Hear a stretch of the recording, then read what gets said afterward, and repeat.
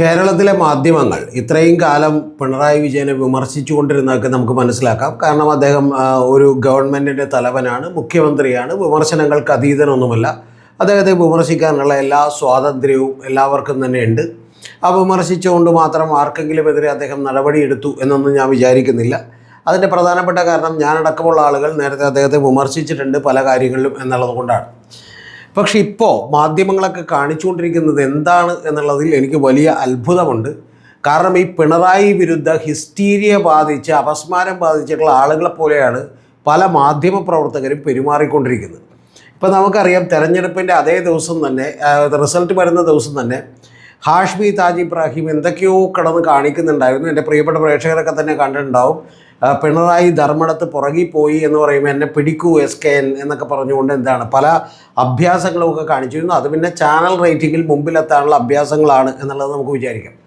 പക്ഷേ അതിന് ശേഷം പോലും യഥാർത്ഥത്തിൽ ഇപ്പോൾ ഏഷ്യാനെറ്റും അതുപോലെ തന്നെ മീഡിയ വണ്ണുമൊക്കെ ഏതാണ്ട് മനോരമയുമൊക്കെ തന്നെ VD സതീശൻ്റെ ഭജന സംഘമായി മാത്രം രൂപപ്പെട്ടുകൊണ്ടിരിക്കുകയാണ്. അത് കൂട്ടത്തിൽ മറുനാടനെ പോലെയുള്ള മാധ്യമങ്ങളൊക്കെ ഉണ്ട്.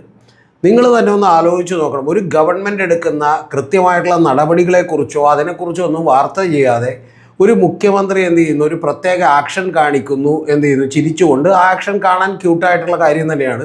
പക്ഷെ അത് കാണിക്കുന്നതുകൊണ്ട് ഉടനെ തന്നെ അദ്ദേഹം പൂക്കിയ മുഖ്യനായി മാറുന്നു എന്നൊക്കെയുള്ള നിലക്ക് ജനറേഷൻ്റെയൊക്കെ വലിയ ആദരവ് അദ്ദേഹം പിടിച്ചു മാറ്റിയിരിക്കുന്നു എന്നുള്ള നിലക്കുള്ള പ്രചരണം ഒരു സൈഡിൽ ഇങ്ങനെ നടത്തിക്കൊണ്ടേയിരിക്കുന്നു. വെറുതെ എന്ന് ചെയ്യുന്നത് അദ്ദേഹത്തിന് ചുറ്റുമിരുന്ന് ഭജന പാടിക്കൊണ്ടിരിക്കുന്നു.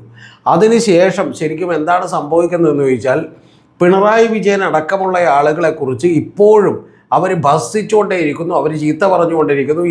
എന്താണ് കാരണം എന്ന് ചോദിച്ചാൽ യാതൊരു കാരണവുമില്ലാതെ അസംബന്ധ ജടിലമായിട്ടുള്ള വാർത്തകളൊക്കെ തന്നെ കൊടുത്തുകൊണ്ടിരിക്കുന്നു. ഇപ്പോൾ കഴിഞ്ഞ ദിവസങ്ങളിൽ കണ്ണൂരിലെ റെയിൽവേ സ്റ്റേഷനിൽ വെച്ചിട്ട് അദ്ദേഹം അവിടെ ഇരിക്കുന്നു, KK രാഗേഷും സൈഡിലിരിക്കുന്നു. അദ്ദേഹം അവിടെ ആളുകളോട് സംസാരിക്കുന്നു.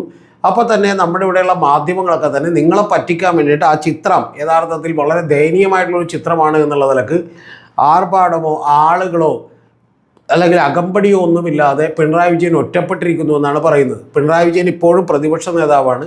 അദ്ദേഹത്തിന് Y കാറ്റഗറി സുരക്ഷയുണ്ട്. അദ്ദേഹത്തിൻ്റെ ഒപ്പം അകമ്പടി വാഹനങ്ങളും വേണമെങ്കിൽ ഈ പറയുന്ന എല്ലാ സൗകര്യങ്ങളും അദ്ദേഹത്തിന് കിട്ടുമെന്ന് എല്ലാവർക്കും തന്നെ അറിയാം. ഇനി അതുകൂടാതെ അദ്ദേഹത്തിന് ആളുകളൊക്കെ വേണമെന്നുണ്ടെങ്കിൽ നമുക്കെല്ലാം അറിയാം, 5.5 ലക്ഷത്തിലധികം പെർമനൻ്റ് ആയിട്ടുള്ള മെമ്പർമാരും 2 ലക്ഷത്തോളം വരുന്ന കാൻഡിഡേറ്റ് മെമ്പർമാരുമുള്ള ഒരു രാഷ്ട്രീയ പാർട്ടിയുടെ പൊളിറ്റ് ബ്യൂറോ അംഗമാണ്. അദ്ദേഹത്തിന് എത്ര പേരെ വേണമെങ്കിലും കൂട്ടാൻ പറ്റും. രമേശ് ചെന്നിത്തലയൊക്കെ തിരുവനന്തപുരത്ത് വന്ന് റെയിൽവേ സ്റ്റേഷനിൽ ഇറങ്ങിയിട്ട് പോയപ്പോൾ ഉണ്ടാക്കിയ ആൾക്കൂട്ടത്തേക്കാൾ വലിയ ആൾക്കൂട്ടമൊക്കെ അദ്ദേഹത്തിന് സൃഷ്ടിക്കാൻ പറ്റുമെന്നുള്ളതൊക്കെ തന്നെ സാമാന്യ ബോധമുള്ള എല്ലാവർക്കും അറിയാം. പക്ഷേ എന്തോ വലിയ അപകടം പറ്റിയിരിക്കുന്നു, എന്തോ നഷ്ടപ്പെട്ടിരിക്കുന്നു, ആകെ ഖിന്നനാണ് എന്ന് പറയുന്ന വ്യാജ വാർത്തകൾ കൊടുത്തുവിട്ടുകൊണ്ടിരിക്കുകയാണ്. ഇതെല്ലാം നമ്മൾ പോട്ടേന്ന് വെച്ച് ഇതിനെക്കുറിച്ചൊക്കെ നിരന്തരമായി വീഡിയോ ചെയ്യണമെങ്കിൽ നമുക്ക് അതിന് മാത്രമേ സമയം ഉണ്ടാവുള്ളൂ. അതുകൊണ്ട് പോട്ടേന്ന് വെച്ചിരിക്കുമ്പോഴാണ് ഞാൻ കാണുന്നത് ഷാജൻ്റെ ഒരു വീഡിയോ കാണുന്നത്. ഷാജൻ പറയുന്നത് നാളെ, അതുപോലെ പ്രോ സംഘപരിവാർ ചാനലുകളൊക്കെ തന്നെ, സോഷ്യൽ മീഡിയയിലെ ചാനലുകളൊക്കെ തന്നെ പറഞ്ഞുകൊണ്ടിരുന്നത് നാളെ MLA മാർ സത്യപ്രതിജ്ഞ ചെയ്യുന്ന ദിനമാണ്. ആ സത്യപ്രതിജ്ഞ ദിനത്തിൽ പിണറായി വിജയൻ മുങ്ങും എന്നാണ് പറഞ്ഞുകൊണ്ടിരുന്നത്. ആ മുങ്ങും എന്ന് പറഞ്ഞതിൻ്റെ കാരണം എന്താണെന്ന് കേൾക്കട്ടെ. അത് കേട്ടിട്ട് എനിക്ക് പൊട്ടിച്ചിരിച്ചു പോയി. കാരണം G സുധാകരൻ പ്രോട്ടൈം സ്പീക്കറാണ്. അപ്പോൾ അദ്ദേഹത്തിന് മുമ്പിൽ ചെല്ലാൻ ജാള്യതയാണെന്നാണ്. ഇതിൽ വ്യക്തിപരമായിട്ടുള്ള കാര്യങ്ങളൊന്നുമില്ല, ഇതിൽ വളരെ രാഷ്ട്രീയമായിട്ടുള്ള കാര്യങ്ങൾ മാത്രമേ ഉള്ളൂ എന്നറിയാവുന്ന പിണറായി വിജയൻ യാതൊരു കൂസലുമില്ലാതെ ചെന്നപ്പോൾ മാത്രമല്ല, പിണറായി വിജയൻ നേരെ ഈ അദ്ദേഹത്തിൻ്റെ അടുത്തേക്ക് നിന്ന് G സുധാകരന് കൈകൊടുക്കാൻ വേണ്ടി ചെന്നപ്പോൾ G സുധാകരനും ചാടി എണീറ്റു. കാരണം അദ്ദേഹത്തിനും അറിയാലോ പിണറായി ആരാണെന്നും കഴിവുള്ള ആളാണെന്നും അദ്ദേഹത്തിന് അറിയാമെന്നും അദ്ദേഹം ചാടി എണീറ്റു. കൂടാതെ കുഞ്ഞികൃഷ്ണനോടും മറ്റ് TK ഗോവിന്ദ മാഷോടും ഒക്കെ തന്നെ അദ്ദേഹം സൗഹൃദം പങ്കിട്ടു. ഇതിലൊക്കെ എന്താ അതിശയമുള്ളത്? ഇത് ആദ്യം ഷാജൻ പറയുന്നത് മുങ്ങുമെന്ന് പറഞ്ഞു, രണ്ടാമത്തെ ദിവസം പറയുന്നു എന്താണ്, നേരെ ഷാജൻ പറയുന്നത് ആകെ മാറി ചിരിയും കളിയുമായി പിണറായി മാറിയിരിക്കുന്നു എന്നുള്ളതാണ്. അപ്പോൾ ഇതൊക്കെ കഴിഞ്ഞാലെങ്കിലും ഞാൻ വിചാരിച്ചു ഈ പിണറായി വിരുദ്ധ ഹിസ്റ്റീരിയ പറഞ്ഞ തലയിൽ നിന്ന് വിടും. കാരണം വിടേണ്ട ആവശ്യമുണ്ട്. കാരണം ഇവിടെ ചാനലുകളിൽ നമ്മൾ അറിയേണ്ടത് വാർത്ത കേൾക്കാൻ വേണ്ടി ഇരിക്കുന്നത്, അല്ലാതെ നമ്മൾ വചനസംഖ്യ കേൾക്കാൻ വേണ്ടിയിട്ടല്ല ഇരിക്കുന്നത്. കൂടാതെ പ്രതിപക്ഷ നേതാവിനെ മിനിറ്റ് ബൈ മിനിറ്റ് അദ്ദേഹം കസേരയിൽ ഇരിക്കുന്നുണ്ടോ, എഴുന്നേൽക്കുന്നുണ്ടോ, അദ്ദേഹം ചിരിക്കുന്നുണ്ടോ എന്നുള്ളതൊന്നും നോക്കലല്ലോ പണി. സത്യത്തിൽ ഇത് ഗോദി മീഡിയനേക്കാൾ കഷ്ടപ്പെട്ട വൃത്തികെട്ട വിധത്തിലാണ് മലയാള മാധ്യമങ്ങൾ മാറിക്കൊണ്ടിരിക്കുന്നതെന്ന് വയ്യ. അതിൻ്റെ ഒരു മാരക വേർഷൻ ഈ വീഡിയോയിൽ കൂടി നിങ്ങൾക്ക് കാണാം. ഈ വീഡിയോ ഞാൻ കുറച്ച് പ്ലേ ചെയ്യാം. അത് കഴിഞ്ഞതിന് ശേഷം ഞാൻ കൃത്യമായിട്ട് കാര്യങ്ങൾ പറയാം. ഇത് മറുനാടൻ മാത്രമല്ല കേട്ടോ, ഏഷ്യാനെറ്റ് ആണെങ്കിലും മീഡിയ വൺ ആണെങ്കിലും ഇത്തരത്തിൽ ഏതാണ്ട് വിപരീത ദിശകളിൽ നിൽക്കുന്ന ആളുകളൊക്കെ തന്നെ പിണറായി വിജയനെതിരെ ഒന്നിച്ചിട്ടുണ്ട്. അതിൻ്റെ പ്രധാനപ്പെട്ട കാരണമെന്ന് പറയുന്നത് പിണറായി വിജയനെയും CPM-നെയും അറ്റാക്ക് ചെയ്യുമ്പോൾ ആ ഹിന്ദുത്വ അജണ്ടകളൊക്കെ തന്നെ പേറാൻ കഴിയുമ്പോൾ സ്വാഭാവികമായിട്ടും ആ BJPക്ക് ഇവിടെ വളരാനുള്ള വലിയ സാഹചര്യം ഒരുക്കും എന്നുള്ളത് കൊണ്ടാണ്. എന്താണെങ്കിലും അതിൻ്റെ ഒരു മാരക വേർഷൻ ഒരു വീഡിയോ കൂടി നിങ്ങളെ കാണിച്ചിട്ട് ഞാൻ ബാക്കി പറയാം. വിജയവുമൊക്കെ പതിവാണ്. ജനങ്ങൾക്ക് വേണ്ടി പ്രവർത്തിച്ചാൽ പോലും തോറ്റുപോയെന്ന് വരാം. പക്ഷേ ഒരു മുഖ്യമന്ത്രിയോ ഒരു സർക്കാരോ ജനങ്ങളുടെ ശാപവാക്ക് ഇത്രയേറെ ഏറ്റുവാങ്ങിയത് ചരിത്രത്തിൽ പിണറായിക്ക് മുമ്പുണ്ടായിട്ടില്ല.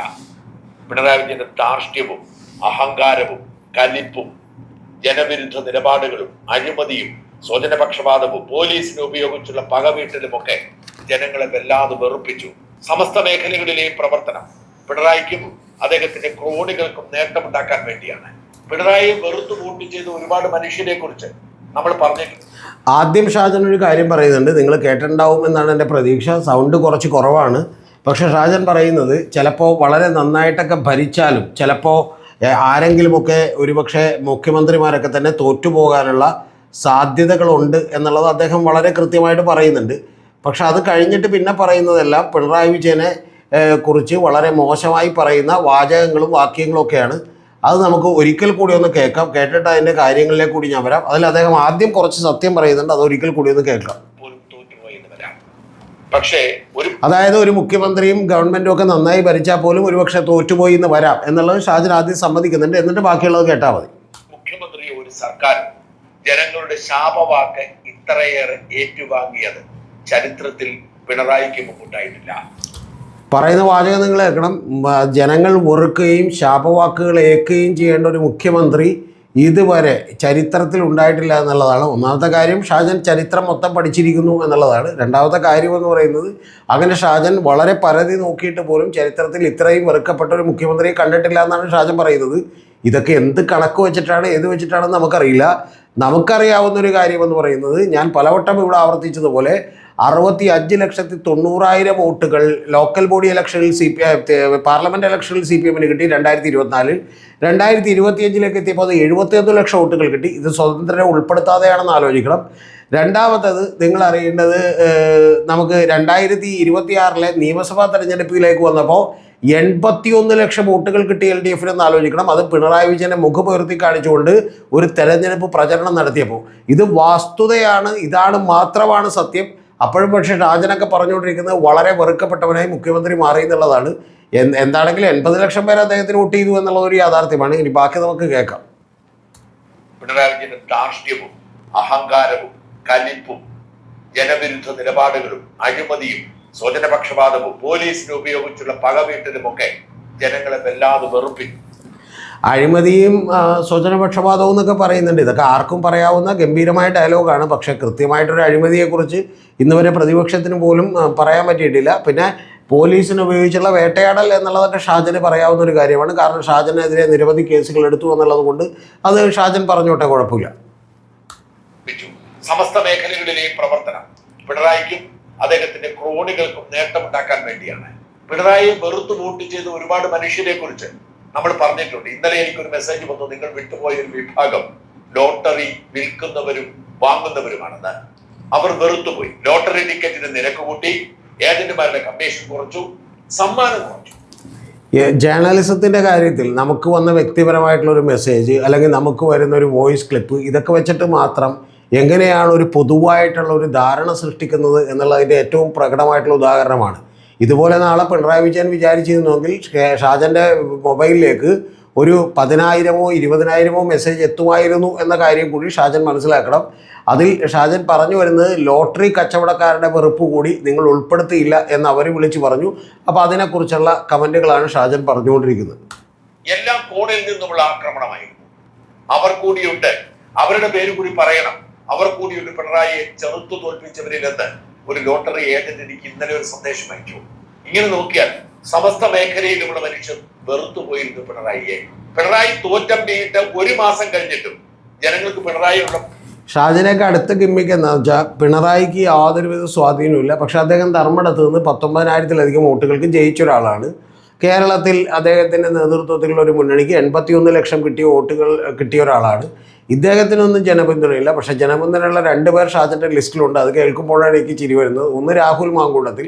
കാരണം അദ്ദേഹം മത്സരിച്ചാൽ ചിലപ്പോൾ പാർട്ടി തന്നെ തോറ്റുപോകാനെന്ന് വെച്ച് സീറ്റ് കൊടുത്തില്ല. അത്തരം ബുദ്ധി കോൺഗ്രസ് കാണിച്ചു. രണ്ടാമത്തേത് അഖിൽ മാരാരാണ്.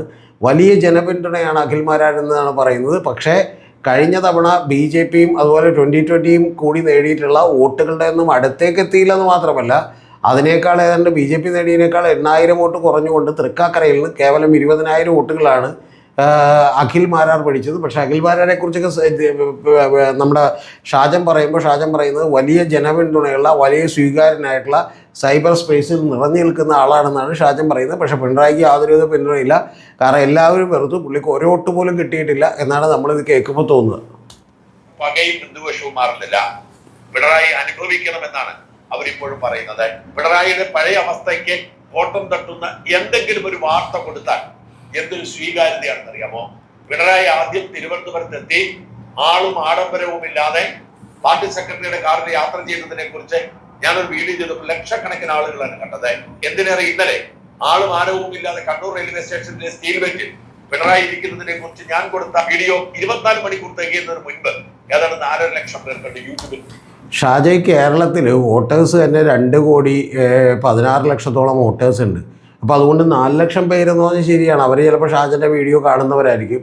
അതുകൊണ്ട് അതാണ് പൊതുജനത്തിൻ്റെ മുഴുവൻ അഭിപ്രായം എന്നൊക്കെ ഷാജൻ അങ്ങോട്ട് വിചാരിച്ച് കളയരുത്. 81 ലക്ഷം പേർ പിണറായി കോട്ട് ചെയ്താണ്. പിന്നെ ഷാജൻ്റെ വീഡിയോ 4 ലക്ഷം പേര് കണ്ടു എന്നുള്ളതുകൊണ്ട് അവർ വെറുതെ വീട്ടിൽ ഇരുന്ന് ചിലപ്പോൾ കണ്ടിട്ടുണ്ടാവും. ചിലപ്പോൾ 10 സെക്കൻഡ് കണ്ടവരുണ്ടാവും, 1 മിനിറ്റ് കണ്ടവരുണ്ടാവും, ചിലപ്പോൾ ഈ പറയുന്ന പോലെ അറിയാതെ ഓൺ ചെയ്ത് പോയവരുണ്ടാവും.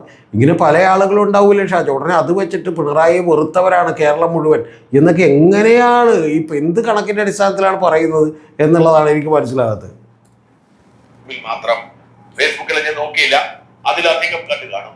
അത്രമാത്രം വെറുപ്പിപ്പോഴും പിണറായിയോട് ജനത്തിനുണ്ടേ എന്നതിന് ഒരു തെളിവ് കൂടി ഞാൻ പ്രേക്ഷകരെ കാണിക്കാം.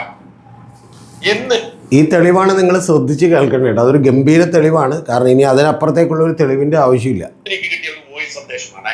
ഒരു വാട്സാപ്പ് ഗ്രൂപ്പിൽ ചർച്ച നടക്കുമ്പോൾ ഷാജന് കിട്ടിയിട്ടുള്ള ഒരു വോയിസ് ക്ലിപ്പാണ്. അതിലൊരു 2 കാര്യങ്ങളുണ്ട്. ഒന്ന് പിണറായി വിരുദ്ധതയുടെ ഒരു ഹിസ്റ്റീരിയ ബാധിച്ചിട്ടുള്ള ചില ആളുകളുടെ വോയിസ് ക്ലിപ്പാണ്. കൂടാതെ അതിൽ ഷാജൻ്റെ ഒരു സെൽഫ് പ്രൊമോഷൻ കൂടിയുണ്ട്. അപ്പോൾ ഇത് രണ്ടും എൻ്റെ പ്രിയപ്പെട്ട പ്രേക്ഷകർ ഒന്ന് കേട്ടേക്ക്.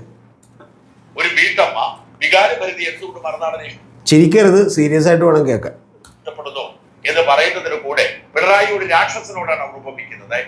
എത്രമാത്രം കേരളത്തിലെ മനുഷ്യർ പിണറായി വെറുത്തിരുന്നു എന്നതിന്റെ ഉദാഹരണമായ ശബ്ദരേഖ കേൾക്കുക. മറുനാടൻ മലയാളിയെ കേൾക്കുന്ന ഒരു സാധാരണ വീട്ടമ്മയാണ്. രാഷ്ട്രീയമൊന്നും കാര്യമായി അറിയാതിരുന്ന ഒരു സാധാരണ വീട്ടമ്മയാണെന്ന് പറഞ്ഞിട്ടാണ് അവർ തുടങ്ങുന്നത്. അവർ രാഷ്ട്രീയം അറിഞ്ഞത് എങ്ങനെയാണെന്ന് കൂടി കേൾക്കുമ്പോൾ ഈ വെറുപ്പിൻ്റെ കാരണം എന്താണെന്ന് ബോധ്യപ്പെടും. പക്ഷേ ഇത് വെച്ചുകൊണ്ട് പൊതുസമൂഹം മുഴുവൻ അങ്ങനെയാണ് എന്ന് പറയുന്ന ഒരു നിലപാടിലേക്കാണ് ഷാജൻ എത്തുന്നത്. നിങ്ങൾ ശ്രദ്ധിച്ച് കേൾക്കണം, ചിരിക്കരുത്, സീരിയസ് ആയിട്ട് കേൾക്കണം. എനിക്ക് എന്താണ് രാഷ്ട്രീയം, എന്താണ് ഈ നാട്ടിൽ നടക്കുന്നത് എന്നുള്ള അറിവ് കിട്ടിയത് മറുനാടനിൽ നിന്നാണ്. കാര്യം മറുനാടൻ കാണുമ്പോൾ ഈ വീട്ടമ്മക്ക് എത്ര പ്രായമുണ്ടെന്ന് എനിക്കറിയില്ല. പക്ഷേ മറുനാടൻ ഷാജൻ തുടങ്ങിയത് 2012-ലാണ്. അന്ന് യൂട്യൂബ് തുടങ്ങിയിട്ടില്ല, ഒരു ഓൺലൈൻ പോർട്ടലാണ് തുടങ്ങിയതെന്നാണ് എൻ്റെ ഓർമ്മ. അത് കഴിഞ്ഞ് കുറച്ചുകൂടി കഴിഞ്ഞിട്ടാണ് യൂട്യൂബ് തുടങ്ങുന്നത്. അപ്പോൾ അതുവരെ തന്നെ ഇവർക്ക് രാഷ്ട്രീയമൊന്നും അറിയാൻ പാടില്ല. പിന്നെ ഇവർ നിരന്തരമായി കേട്ടുകൊണ്ടിരുന്നത് മറുനാടൻ ഷാജനെ മാത്രമാണെന്നാണ് പറയുന്നത്. അപ്പോൾ പിന്നെ എത്രത്തോളം ബോധവും ബോധ്യങ്ങളും ഒക്കെ അവർക്ക് ഉണ്ടാകും എന്നുള്ളത് നമുക്ക് ഊഹിക്കാവുന്നേ ഉള്ളൂ. അപ്പോൾ എന്താണെങ്കിലും അതുകൊണ്ട് തന്നെ അവർ ഷാജനെക്കുറിച്ച് പറയുന്ന മറ്റു വാക്കുകൾ കൂടി നമുക്ക് ശ്രദ്ധയോടെ കേൾക്കാം. കേൾക്കുമ്പോൾ എനിക്ക് തോന്നിയിട്ടുണ്ട് ഏറ്റവും സത്യസന്ധമായി കാര്യങ്ങൾ അവതരിപ്പിക്കുന്ന ഒരു മാധ്യമ പ്രവർത്തകനായിട്ടാണ് എനിക്ക് അദ്ദേഹത്തെ എന്നും തോന്നിയിട്ടുള്ളത്. എന്ത് പറഞ്ഞാലും അദ്ദേഹം അത് കാര്യമായി അതിനെപ്പറ്റി മനസ്സിലാക്കി അന്വേഷിച്ച് സത്യസന്ധമായ വിവരമാണ് അദ്ദേഹത്തിന്റെ കേൾവിക്കാരിലേക്ക് അദ്ദേഹം എത്തിക്കാറുള്ളതെന്ന് എനിക്ക് എപ്പോഴും തോന്നിയിട്ടുണ്ട്. അങ്ങനെയാണ് ഞാനൊരു 3 വർഷം കൊണ്ടാണ് ഞാൻ കൂടുതലും മറുനാടനിലെ. അപ്പോൾ കഴിഞ്ഞ 3 കൊല്ലമല്ല കേട്ടോ, എന്നാണ്ട് 2018 മുതൽ 2023 മുതൽ 26 വരെയുള്ള 3 കൊല്ലമായുള്ളൂ. പക്ഷെ അതിനെ കേൾക്കാൻ തുടങ്ങിയിട്ടെന്നാണ് പറയുന്നത്. അതിനുശേഷം എനിക്കിപ്പോ എല്ലാ ദിവസവും ഈ കേരളത്തിൽ എന്ത് കാര്യങ്ങളുണ്ട് എന്നറിയണമെങ്കിൽ വേറൊന്നും നോക്കണ്ട, ഒരു ന്യൂസ് പോലും കാണണ്ട, എനിക്ക് മറുനാടൻ കേൾക്കാൻ മതി. അത് അത്രയും വിശ്വസനീയമായ വാർത്തകളായിരിക്കും അദ്ദേഹം തരുന്നത് നമുക്ക്. എന്തായാലും ഇങ്ങനൊരു കാര്യം ചെയ്യണമെങ്കിൽ തന്നെ അസാമാന്യമായിട്ടുള്ള ഒരു നെഞ്ചുറപ്പ് വേണം, നട്ടൽ വേണം എന്നുള്ളത് ആദ്യം തന്നെ പറയട്ടെ. കാരണം എന്നെ പുകഴ്ത്തിക്കൊണ്ട് ഇപ്പോൾ ഒരാളൊരു വീഡിയോ ഇപ്പോൾ വോയിസ് ക്ലിപ്പ് എനിക്ക് അയച്ചിരുന്നു, അല്ലെങ്കിൽ ഇനിയിപ്പോൾ അങ്ങനെ അയച്ചു തന്നില്ലെങ്കിലും എനിക്ക് വേണമെങ്കിൽ അത് ക്രിയേറ്റ് ചെയ്യാവുന്നതല്ലേ ഉള്ളൂ. നമുക്ക് പരിചയമുള്ള ആരോടെങ്കിലും ഇത്തരത്തിലുള്ള സ്ക്രിപ്റ്റ് എഴുതിയിട്ട് വോയിസ് ക്ലിപ്പ് ഒന്ന് അയച്ചു തരണം എന്ന് പറഞ്ഞാൽ മതിയല്ലോ. എന്നിട്ട് അതിന് സംബന്ധിച്ചിട്ട് നമുക്ക് വേണമെങ്കിൽ ഒരു വീഡിയോയിൽ ഷാജൻ നിർത്തി എനിക്ക് പറയാനുള്ളത് 2, 3, 4 വീഡിയോ ഈ ഒരൊറ്റ വോയിസ് ക്ലിപ്പിൻ്റെ പുറത്ത് ചെയ്യാവുന്നതാണ് എന്നുള്ളതാണ് എനിക്ക് ഷാജനോട് പറയാനുള്ളത്. പിണറായിയുടെ സർക്കാരിനെ പറ്റിയും പിണറായിയുടെ ക്രൂരതകളെ പറ്റിയും നമ്മൾ കണ്ടിട്ടും കേട്ടിട്ടുമില്ലാത്ത സാധാരണ ജനങ്ങൾക്ക് അറിയാത്ത കാര്യം. സാധാരണ ജനങ്ങൾക്ക് അറിയാൻ പാടില്ല പിണറായിയുടെ ക്രൂരത എന്താണ്, പിണറായി ചെയ്ത ദ്രോഹം എന്താണെന്നൊന്നും അവർക്ക് അറിയാൻ പാടില്ല. അത് കറക്റ്റാണ് അവർ പറഞ്ഞത്. പക്ഷെ അതെല്ലാം പറഞ്ഞത് ഷാജനിലൂടെയാണ് എന്നുള്ളതാണ് പറഞ്ഞത്. എല്ലാവരിലേക്കും എത്തിക്കുക എന്ന് പറയുന്നത് വലിയൊരു കാര്യമാണ് അദ്ദേഹം ചെയ്തുകൊണ്ടിരിക്കുന്നത്. അദ്ദേഹത്തിനെ ഉപദ്രവിച്ചതും അദ്ദേഹത്തിന് എന്തുമാത്രം പീഡനങ്ങൾ കൊടുത്തതും ഒക്കെ കേൾക്കുമ്പോൾ നമുക്ക് വല്ലാത്തൊരു സങ്കടം തോന്നുന്നു. ഇങ്ങനെയാണ് നമ്മുടെ നാട്, ഇതാണോ ഒരു കമ്മ്യൂണിസം? ഏതായാലും ഈ 10 വർഷം ഭരിച്ച ഒരു രാക്ഷസന്റെ കയ്യിൽ നിന്ന് ഒരു രാജ്യത്തിനെ ഒരു 10 വർഷം ഭരിച്ച രാക്ഷസൻ പ്രത്യേകം നിങ്ങൾ ശ്രദ്ധിക്കണുണ്ട്. അതായത് മറ്റേ പണ്ട് നമ്മുടെ മഹാഭാരതവും രാമായണമൊക്കെ വായിക്കുമ്പോഴുള്ള രാക്ഷസൻ അതുപോലെ തന്നെ ദേവൻ, ഈ പ്രതിബിംബങ്ങളാണ് അവരുടെ മനസ്സിലേക്ക് ഉള്ളത് എന്നുള്ളത് നമുക്ക് ഏതാണ്ട് മനസ്സിലായല്ലോ. അപ്പോൾ രാക്ഷസനായിട്ടാണ് പിണറായി ചിത്രീകരിച്ചിരിക്കുന്നത്. രാക്ഷസന്റെ കയ്യിൽ നിന്ന് രാജ്യം വീണ്ടും കിട്ടിയ പഴയകാല കഥകളിലൊക്കെ നമ്മൾ കാണുന്നില്ലേ, ആ ഒരു സന്തോഷമാണ് ഇപ്പൊ ജനങ്ങളിൽ കാണുന്നത്. എല്ലാവരും ആഹ്ലാദിക്കുകയാണ്. ഒരു രാക്ഷസനെ നമ്മൾ ഓടിച്ചല്ലോ ഈ നാട്ടിൽ നിന്ന്, ഇനി ഒരു നല്ലൊരു ഭരണാധികാരിയുടെ കയ്യിൽ ഈ രാജ്യം കിട്ടിയല്ലോ എന്നുള്ള സന്തോഷത്തിലാണ് അവരും. ഈ പഴയ കാര്യങ്ങൾ മനസ്സിലാക്കി മോശമാവാതെ മുന്നോട്ട് പോകാൻ അവർക്കൊക്കെ സാധിക്കട്ടെ. ഏതായാലും ഈ മറുനാടൻ മലയാളി എന്ന് പറയുന്ന ആ ചാനലിൽ കൂടി ഇനിയും ധാരാളം വിശേഷങ്ങൾ കേൾക്കാൻ ഞങ്ങളെല്ലാവരും ഇങ്ങനെ വിത്തമ്മമാരും പ്രത്യേകിച്ചും വാർത്തകളല്ല കേട്ടോ, വിശേഷങ്ങൾ, അത് പ്രത്യേകം ശ്രദ്ധിക്കണേ. വെറുതെ അടുക്കളയിൽ ഒതുങ്ങുന്ന വീട്ടമ്മമാരുടെ ഏറ്റവും വലിയൊരു ആശ്വാസവും ഏറ്റവും വലിയൊരു സന്തോഷവുമാണ് ഈ ചാനൽ കാണുന്നത്. അദ്ദേഹത്തിന് എല്ലാവിധ ആശംസകളും നേരുന്നു. കേരള ജനത തന്നെ ഇത്രമാത്രം വെറുക്കുന്നു എന്ന് പിണറായി വിജയൻ തിരിച്ചറിയുന്നത് തെരഞ്ഞെടുപ്പ് ഫലം പുറത്തു വന്നപ്പോൾ മാത്രമാണ്. ഉറപ്പായും തുടർഭരണമെന്നായിരുന്നു പിണറായിയുടെ ഇന്റലിജൻസ് അറിയിച്ചിരുന്നത്. അങ്ങനെ തന്നെയായിരുന്നു പിണറായി ഉദ്യോഗസ്ഥ വൃന്ദത്തെ പരിപാലിച്ചത്. ഉറപ്പായും UDF അധികാരത്തിൽ വരുമെന്ന് ഞാൻ വീഡിയോ ചെയ്യുന്നത് കണ്ട് എന്നെ വിളിച്ച ഒരു മത നേതാവ് എന്നോട് പറഞ്ഞത് സത്യപ്രതിജ്ഞയ്ക്ക് പിണറായി വിജയൻ ക്ഷണിച്ചു എന്നാണ്. അതുകൊണ്ടാണല്ലോ പിണറായി വിജയൻ ധർമ്മടത്തെ തന്റെ വീടിനടുത്ത കൺവെൻഷൻ സെന്ററിൽ തെരഞ്ഞെടുപ്പിന്റെ സൂചന വരുമ്പോൾ തന്നെ പത്രസമ്മേളനം ഫിക്സ് ചെയ്തത്. തെരഞ്ഞെടുപ്പ് തോൽവി എന്ന ഭയാനകമായ ഷോക്കിൽ നിന്ന് പിണറായി പതിയെ പുറത്തു വരുന്ന കാഴ്ചയാണ് ഇപ്പോൾ കാണുന്നത്. അതിന് മറ്റൊരു കാരണം കൂടിയുണ്ട്. തോറ്റെങ്കിലും അത് പതിവാണല്ലോ എന്നോർത്ത് പ്രതിപക്ഷ നേതൃസ്ഥാനം വിട്ടുകൊടുക്കാതെ ആഡംബര വാടക വീടൊക്കെ എടുത്ത് വീണ്ടും 5 വർഷം ക്യാബിനറ്റ് റാങ്കിൽ ഇരുന്ന് അരാജകത്വം സൃഷ്ടിക്കാൻ പദ്ധതി ഇട്ടുകൊണ്ടിരുന്നപ്പോഴാണ് പാർട്ടി കീഴ്ഘടകങ്ങളിൽ വലിയ വിപ്ലവം പൊട്ടിപ്പറഞ്ഞത്.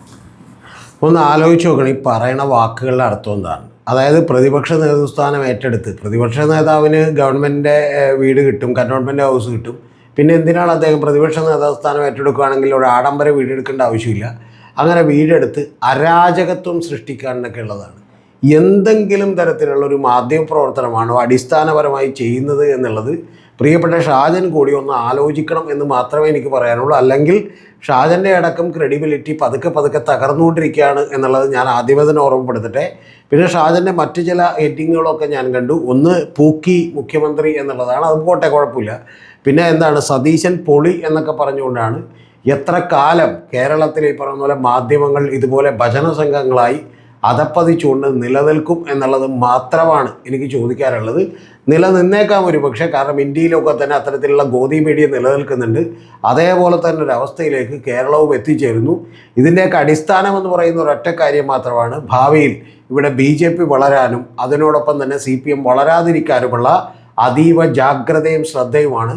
ഇതിനെതിരെ മറുപടി കൊടുക്കാൻ CPM-ഉം അതുപോലെ തന്നെ ഇതിൻ്റെ കൃത്യമായിട്ട് LDF-ഉം ഒക്കെ ശ്രമിച്ചില്ലെങ്കിൽ CPM മാത്രമല്ല LDF അടപടലം ഇല്ലാതാകുമെന്ന് ഞാൻ ഒരിക്കൽ കൂടി പറഞ്ഞോട്ടെ. ഈ സോഷ്യൽ മീഡിയയിലെ ഇത്തരത്തിലുള്ള ആളുകളെ കൃത്യമായി അദ്ദേഹത്തിൻ്റെ ആശയങ്ങളെ കൊണ്ട് തന്നെ വീഡിയോകൾ കൊണ്ട് തന്നെ എതിരിടാൻ ശ്രമിക്കുന്നതിന് പകരം അതിനെ അവഗണിച്ചതാണ് ഈ തെരഞ്ഞെടുപ്പിൽ LDF-നെ ഏറ്റവും വലിയ തോൽവിയിലേക്ക് എത്തിച്ചതിൻ്റെ ഏറ്റവും പ്രമുഖമായ കാരണം എന്നുള്ളത് മറന്നു പോകരുത് ഇനിയെങ്കിലും പാർട്ടിയും അതുപോലെ തന്നെ LDF-ലെ മറ്റ് കക്ഷികളും. മറ്റൊരു പ്രധാനപ്പെട്ട കാര്യം, നമ്മുടെ ടോപ്പിക്ക് കഴിഞ്ഞു, അതുകൂടി നിങ്ങളോട് പറയാൻ വേണ്ടിയിട്ടാണ്. നമ്മുടെ പുതിയ ചാനൽ വന്നിട്ടുണ്ട്. അത് BCC വിത്ത് രതീഷ് ചക്രപാണി എന്നുള്ളതാണ്.